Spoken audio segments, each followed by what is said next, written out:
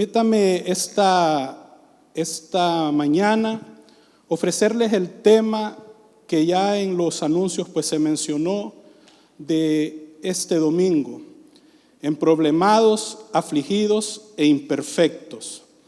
Y estamos con la serie de mensajes de este mes que lo inició el pastor Tomás. De hecho, un anuncio: si usted no estuvo aquí el domingo pasado, le invito a que por nuestras redes pueda escuchar y ver el mensaje del domingo pasado. Fue un mensaje desafiante, fue un mensaje con una terminología clara y contundente para nosotros, para el llamado, no solo de liderazgo, sino que el llamado del cristiano a servir al Señor. Así que si usted no estuvo, le invito a que busque ese mensaje en nuestras plataformas para que pueda ser ministrado.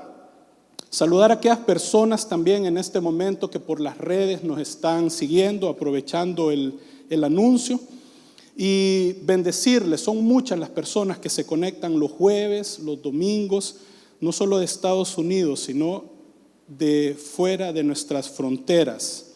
¿Y qué tendrá que ver este tema de emproblemados, afligidos e imperfectos?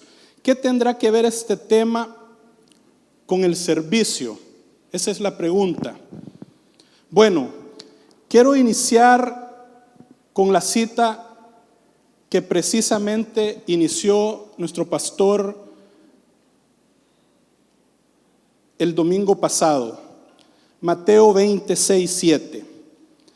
Alrededor de las 5 de la tarde salió y encontró a otros más que estaban sin trabajo. Este era un dueño de un viñedo. Les preguntó: ¿por qué han estado aquí desocupados todo el día? Porque nadie nos ha contratado. Le contestaron. Él les dijo: vayan también ustedes a trabajar en mi viñedo. Y se hablaba la semana pasada de ese llamado de la hora, de la última hora, de los tiempos que están cada vez más acelerados, y todos nos identificamos con eso, que hoy es domingo y de repente iniciamos mañana nuestra jornada laboral y cuando menos acordamos ya es viernes nuevamente y decimos: qué rápido pasa el tiempo. De hecho, ya próximamente vamos a estar haciendo planes para Navidad y decimos: cómo pasa el tiempo. Entonces, el énfasis del mensaje de la semana pasada que hacía el pastor Tomás, y quiero insistir en esto, es de aquellos que contrataron. Habla del mensaje de la hora undécima, que todos al final somos contratados. ¿Y de qué se trata esto? De oportunidades. Oportunidades. Y es que el servicio se trata de oportunidades. Y hablando de oportunidades, vamos a hablar de 2 ejemplos de contratados a pesar de. ¿Por qué pongo esto? Porque a pesar de, se les dio oportunidad. Y es que eso suele pasar. Las oportunidades muchas veces se nos presentan en todo sentido, aún en el servicio de Dios. Y quiero con este mensaje separarlo en 2 momentos. Uno, en lo que tiene que ver con aquellos que entran por esa puerta. Y no solo me refiero a esta iglesia local, me refiero a la iglesia en general, me refiero a nosotros que somos la iglesia, porque todos estamos claros que la iglesia no son estas 4 paredes, sino que usted y yo, donde quiera que estemos, que el Señor nos ha puesto. Y veamos entonces 2 ejemplos de contratados quienes a pesar de se les dio oportunidad. Número 1, Jesús y sus discípulos. La Biblia no define y no especifica, mejor dicho, las actividades de todos los discípulos antes de ser llamados por Jesús, a excepción de algunos, que son 2 ejemplos que tomé. Es el caso de Mateo. Mateo, todos sabemos, fue un recaudador de impuestos. Y dice en Mateo 9:9, Jesús vio a un hombre llamado Mateo sentado a la mesa de recaudación de impuestos. Sígueme, dijo Jesús, y Mateo se levantó y lo siguió. Bueno, ¿qué tiene que ver esto entonces con las oportunidades? ¿Cómo eran los recaudadores de impuestos en los tiempos de Jesús? Para ponernos en contexto. Bueno, los publicanos o recaudadores de impuestos no eran queridos. Uno, porque obviamente estaban esperando ese dinero. Y dos, eran bien conocidos por ser corruptos, por su corrupción. Estamos hablando del contexto de ese momento. ¿Y por qué lo pongo y especifico esta característica de los recaudadores de impuestos en los tiempos de Jesús? Por cómo se miraban, por cómo era lo que la gente pensaba de cada uno de ellos. Mas sin embargo, en Mateo 9:9 leímos que Jesús le dijo, sígueme. Él estaba en una mesa haciendo esa labor, Mateo. Pero también quiero hablarles del ejemplo de Pedro. Todos sabemos, Pedro fue un pescador. Y en Marcos 1:16-18, en la Nueva Versión Internacional, relata la siguiente historia, el siguiente suceso. Pasando junto al lago de Galilea, Jesús vio a Simón y a su hermano, Andrés, también pescador, que echaban la red al lago, pues eran pescadores. Y miren, Jesús les dice también, vengan, síganme, y los haré pescadores de hombres. Al instante, ¿cuándo? Al instante, dejaron las redes y los siguieron. Una característica de los pescadores en tiempos de la Biblia. Bueno, en términos de característica, los pescadores en aquel tiempo eran hombres bruscos. Eran hombres quizá desarreglados, o sea, tal vez descalzos, lo que les importaba es andar ropa cómoda para tirar las redes, recogerla, y no les importaba eso. Y rudos. También ellos eran quizá, como les dije, desarreglados y ajenos a la sociedad. No les importaba ver cómo luzco, sino que yo soy pescador. Yo soy pescador. Entonces hay dos ejemplos de dos personas que Jesús llamó. Digamos tres, porque Andrés estaba ahí. Y ya los puse en contexto cómo eran las características de ellos antes de ser llamados. Pero también quiero hablarles de otro ejemplo, porque les dije que son dos ejemplos. El ejército de David. David, tantos salmos que hemos leído de David, tantas historias que hemos leído de David. Y miren lo que dice el primer libro de Samuel 22:2. David estaba en una cueva, para ponerlos en contexto.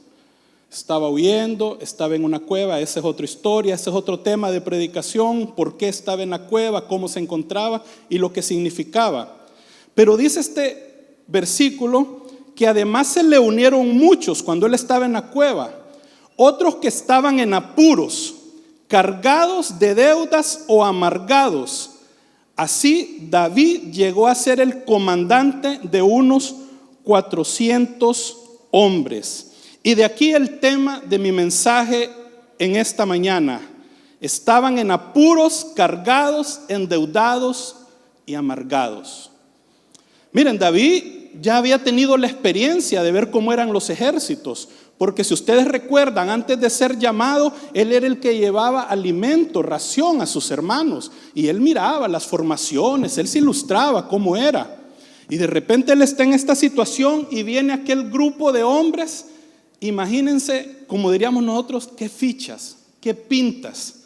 Vienen aquellos no con escudos, no con aquel físico, no con aquellas estrellas de rango del ejército, sino que su característica, y que la Biblia lo menciona, hombres que venían con apuros, cargados de deudas o amargados.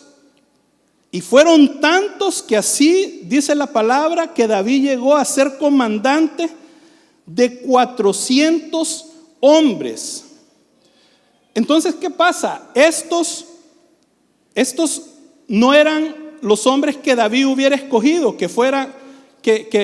pero fueron los que Dios llamó. O sea, si, como les dije, David conocía de ejército. Y si a él se los hubieran puesto en dos grupos, él no los hubiera elegido. Pero vinieron tantos, y vinieron estos hombres que estaban con esas características, porque fueron los que Dios llamó para él. Fueron los que Dios puso, no los que David quería. Y es que muchas veces así es. Muchas veces, aún con nuestras peticiones, no es lo que pedimos, sino que lo que necesitamos es lo que nos da Dios. Eso se ministró hoy mientras alabábamos al Señor. Y hagamos una breve radiografía de estos 400 hombres que se acercaron, afligidos, en apuros. Estos hombres, les digo que estaban afligidos, sus propias vidas no eran sencillas, ni juntas ni en lo individual. Cada quien tenía sus propios problemas. Parece que estamos hablando de cosas actuales, ¿verdad? No de esos hombres. Parece que estamos hablando quizá de nosotros mismos. Porque una característica de estos hombres que estaban afligidos es que sus vidas no eran sencillas. Pero Dios los llamó a que se unieran a David en esa cueva. Estos hombres estaban endeudados. No habían experimentado mucho éxito. Claro, la deuda es no haber experimentado éxito. Y quizá ellos en el pasado tenían fracasos de ese tipo. Tenían sus propios problemas financieros. Mas sin embargo, Dios los llamó para que fueran a esa cueva. Y también se hallaban ellos en amargura de espíritu. Ellos conocían la amargura de la vida y quizás no estaban satisfechos con su vida, ni con el mandato del rey Saúl. Entonces miren qué características las de esta gente. Cuánta amargura, cuánta aflicción y cuántos problemas hasta financieros. Y trayéndolo a hoy, cuántas personas entran por las puertas de nuestras iglesias.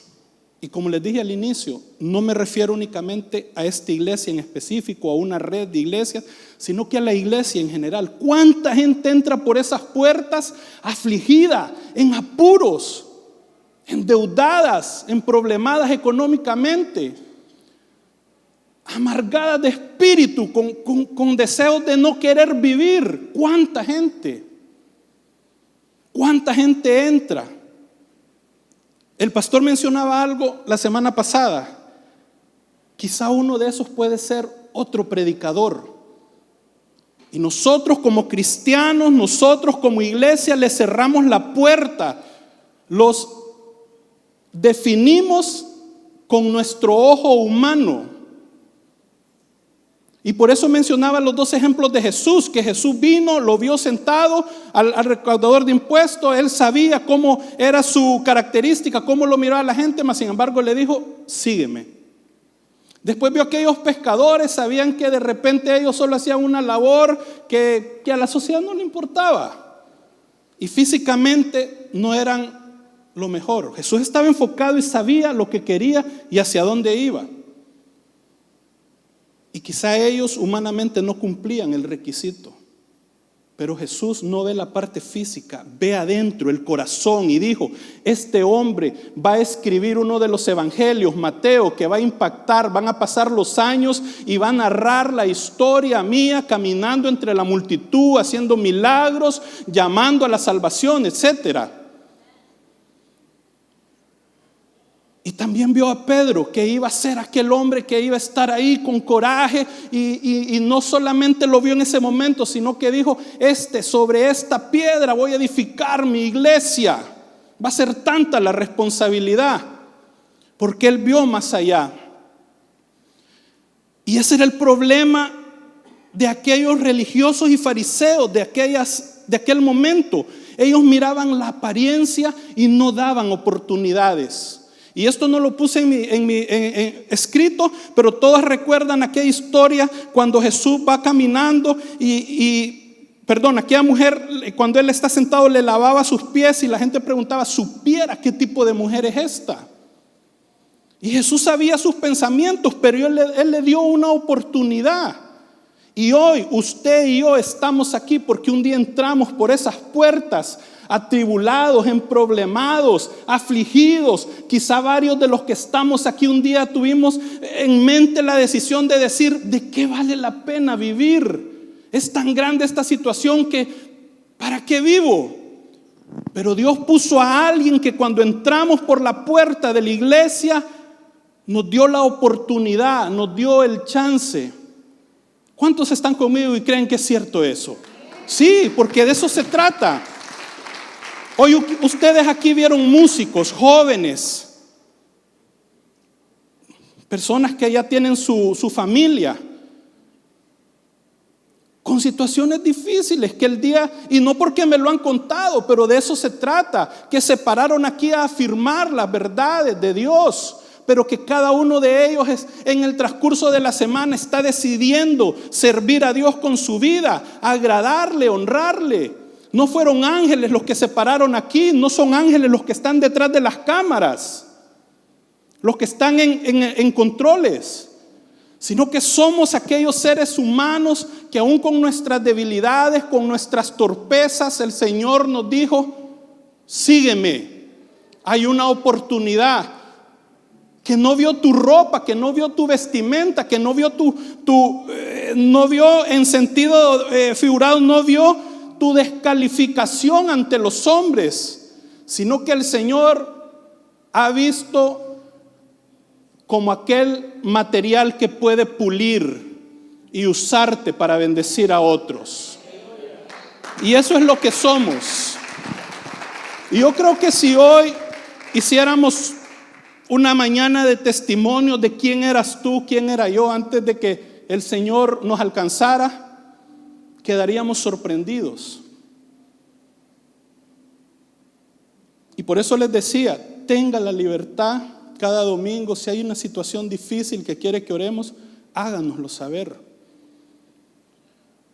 Porque aquí los que estamos somos seres humanos que bregamos con tantas cosas, que bregamos con tentaciones, con debilidades, con problemas financieros, con situaciones que algunas veces nos golpea tanto el pecho. Obed estaba aquí, yo miraba cómo derramaba sus lágrimas. No dudo que ha de ser difícil ver a un hijo en una situación así. Mike nos ponía ese testimonio, porque aquí somos seres humanos, no somos de otro planeta, sino que sentimos, nos dolemos. Y a esos son los que ha llamado Jesús. Y yo mencionaba las características de aquellos 400 hombres, y no se quedó allá, sino que el Señor siguió dándole oportunidad a esos afligidos, en apuros, endeudados, y que en algún momento se hallaban en amargura de espíritu, que tiene tu nombre, que tiene mi nombre, y que somos nosotros. Somos nosotros. Y gracias a Dios por eso.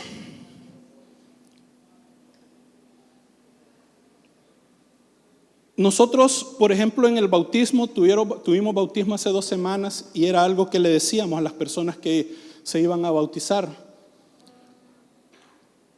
la vida continúa, esto no te hace perfecto, sino que te desafía cada día a ser mejor. No es que cuando sumerges hay cantos celestiales y se oye aquello y algo, no. Porque hay gente que pregunta: ¿y qué se siente? ¿Y qué pasa después?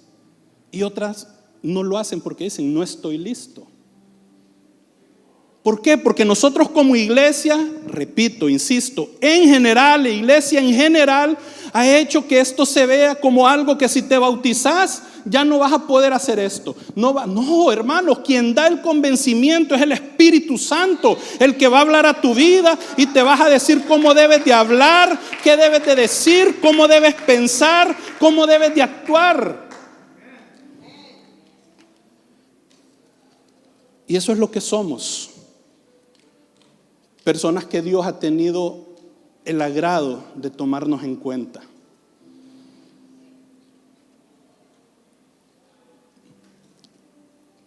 Muchas veces cuando hablamos de servir a Dios,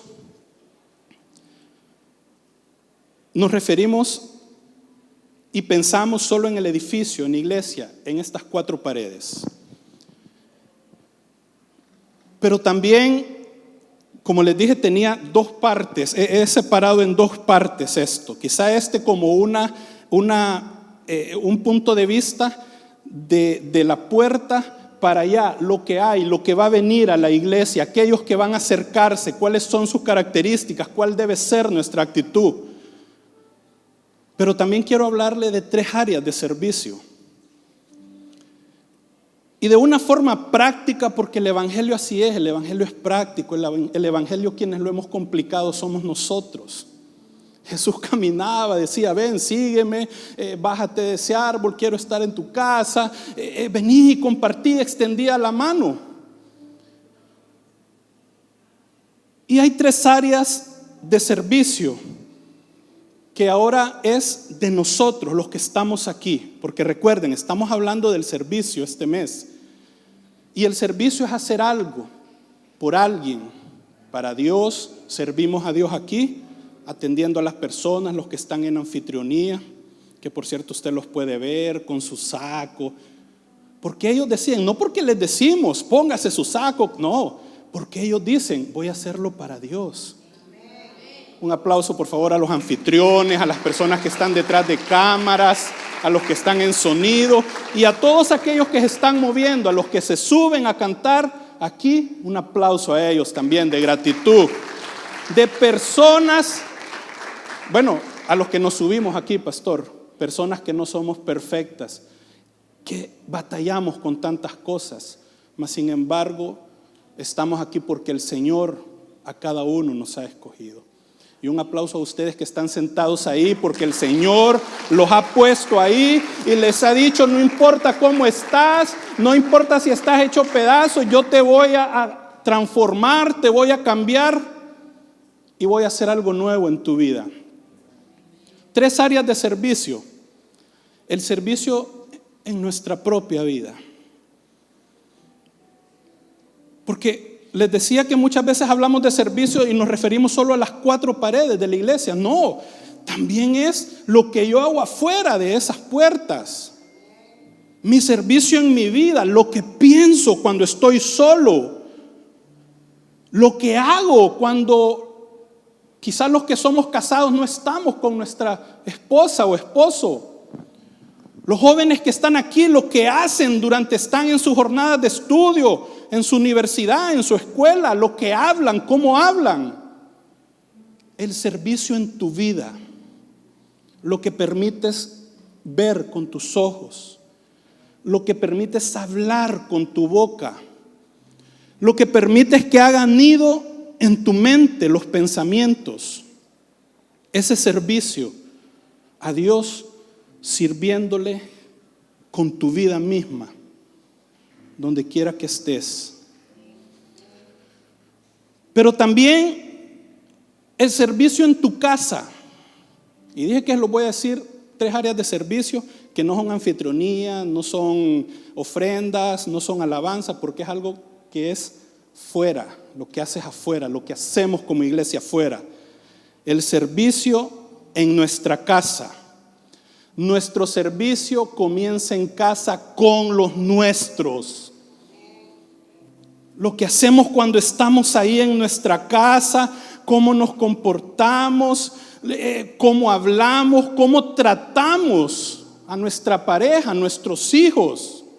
Es nuestra casa un campo de batalla, un campo de guerra, de lucha. ¿O es aquel lugar donde al final de la jornada llegas y corres por llegar a tu casa y tener paz? Porque sabes que es un lugar de paz, de descanso. Y cuando me refiero a la casa, me refiero al hogar, ahí donde vivimos.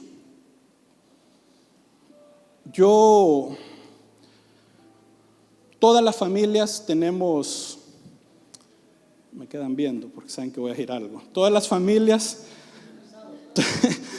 familias tenemos algunos, no quiero decir reglas con nuestros hijos, con nuestra familia, sino que tenemos algunos hábitos, algunos compromisos entre nosotros como familia. Todos los que somos padres, los que estamos aquí, las parejas, hay hábitos que hablamos y decimos, vamos a practicarlos. Pues en nuestra casa, con Carla, mi esposa y mis hijas, hemos decidido algo.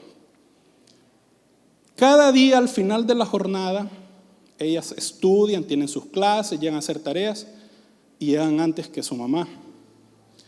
Y uno de los hábitos que hemos hablado es que ellas lleguen, antes de que llegue mamá, tienen que estar la cocina y el comedor limpio, sin platos lavados, sin platos sucios, sino que todo lavado y la mesa limpia, para que cuando mamá llegue a casa y entre y vea la cocina, tranquilo, no vea aquella cuestión. ¿A cuántas mujeres y hombres ver aquella cosa ahí llena de platos nos altera? Sí, dicen unos por ahí.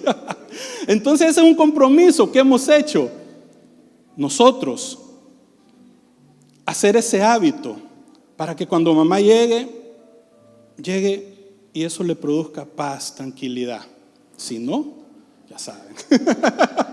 Bueno, pero de repente, en ese punto de vista, los que somos padres y tenemos hijos adolescentes, dejémoslo hasta ahí, no hablemos de los cuartos, de arreglar, no, eso ya es otro tema de otro momento. Entonces, ¿por qué esto? Porque les estamos enseñando a ellas que sirvan en casa primero. Porque ¿de qué te sirve venir a la iglesia, pararte, salir en un anuncio, cantar, predicar, atender, verte bonito aquí y en casa un desastre? ¿De qué te sirve? ¿Cuál es el testimonio? ¿A quién estás sirviendo? Como un maquillaje que de repente cuando llegas a casa te lo quitas. Porque el servicio comienza en casa con los nuestros. Esposos que estamos aquí, sirvamos, atendamos a nuestra esposa. Esposas que están aquí, sirvamos, atendamos a nuestro esposo. Hijos que están aquí, comencemos desde casa ese servicio. No solo aquí, venir a hacerlo en la iglesia. Porque dice la palabra en 1 Timoteo 5:8, pues que quien no se preocupa por los suyos, dice la versión Dios habla hoy, y sobre todo los de su propia familia, han negado la fe y es peor que los que no creen. O sea, yo no lo estoy inventando, ahí está escrito. Hermano y hermana, que tu servicio empiece en casa. Joven que estás aquí, que tu servicio empiece en casa. Que nuestro servicio comience en casa. Y número 3, otra área de servicio, tu servicio fuera de casa, tu trabajo, pongamos iglesia, relaciones. Y ese orden que he puesto ha sido intencional, tu vida, tu casa y tu iglesia. Muchas veces nos equivocamos y ponemos iglesia primero, situaciones, trabajo, otras situaciones ahí, y por último la familia. La primera iglesia es nuestra casa. Esa es la primera iglesia, sin descuidar las otras dos áreas. Y en el trabajo también demuestra tu servicio. Te han asignado un puesto de trabajo, manténlo bien. Yo les dije, es algo práctico lo que voy a decir. No voy a sacar ni un versículo ni algo teológico. Te han asignado una silla y un escritorio y una computadora. Manténlo bien. manténlo agradable. Te han asignado un aparato telefónico, un vehículo, manténlo bien como parte de tu servicio. No para que te mire el jefe y te aumente, no para que te miren los demás y digan cómo lo hace, sino porque estás sirviendo a Dios con tu vida, con lo que haces, con lo que sos. Estás sirviendo a Dios. Hubo una frase que hace unos años se hizo tan popular, siempre la vemos y hasta pulsera se hacía: ¿qué haría Jesús? WWJD eran las siglas por su pronunciación en inglés. ¿Qué haría Jesús? Y como no hablo bien inglés, no lo voy a decir en inglés, pero estamos en eso, practicando. ¿Qué haría Jesús si se sienta ahí a la par de tu escritorio donde tú estás trabajando? ¿Sale corriendo o se queda? ¿Qué haría Jesús si entra a tu casa y ve cómo vives? ¿Se sienta a la mesa? ¿Saben qué? Él siempre lo hace. Él se sienta porque no importa, pero te lo digo para que nos desafiemos y mantengamos ese espíritu de servir a Dios donde quiera que estamos. Y volviendo al ejemplo de los que se unieron a David, esos somos nosotros y esos son los que van a venir. Fuimos un día y de repente en algún momento seguimos siendo personas que tenemos problemas, que entramos con aflicciones por esa puerta y que somos completamente imperfectos. Pero Jesús vio a bien llamarnos. Jesús vio a bien en decirnos: pasen, vengan, síganme. Así como está, sígueme. Así que yo quiero decirle hoy que también nosotros tenemos que ser ese canal para aquellos que vienen y aquellos que Dios mandará por esas puertas en un nuevo tiempo, que vienen afligidos, abatidos, turbados. Seamos esa extensión de Jesús, que les digamos: vengan, entren, les presento a Jesús, que sana, que restaura y que te acepta tal y como eres. Y esa va a ser nuestra oración en esta mañana, que Jesús nos ha visto bien llamarnos y aceptarnos, tal y como somos, dispuestos a servirles. Y hoy que estaba ahí escuchando la alabanza, yo sentí algo en mi corazón, que quizá aquí hay hombres y mujeres, jóvenes, que están postergando el llamado que Dios les ha hecho, porque tienen pena. Quizás son personas que sí pueden pararse aquí, pero tienen pena. Quizás son personas que pueden estar aquí con un instrumento, pero piensan en el qué dirán. ¿Estaré listo? Hermano, hermana, si tú estás sentado ahí es porque estás listo, es porque Dios te ha llamado. Acércate, ven a este lugar y sirvamos juntos al Señor. Y el Señor ponía en mi corazón eso: hay personas aquí que Dios ya les afirmó, les ha llamado y han estado postergando eso, porque el sello, la vestidura de no aceptados se la han puesto ellos mismos. Así que hoy te desafío, no sé para quién es esta palabra, te desafío a que te pares y digas: Señor, con mis imperfecciones, con mis errores, con mis torpezas, aquí estoy dispuesto a servirte. ¿Cuántos dicen amén? Póngase en pie.